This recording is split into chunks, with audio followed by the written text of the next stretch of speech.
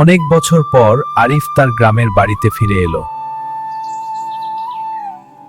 বাড়ির পাশে সেই পুরনো আম গাছটা এখনো দাঁড়িয়ে আছে। এই গাছটার নিচেই সে ছোটবেলায় বন্ধুদের সাথে খেলতো। কখনো তারা গাছে উঠতো, কখনো পাকা আম পেড়ে খেত। আজ সেই গাছটার সামনে দাঁড়িয়ে তার সব স্মৃতি মনে পড়ছে।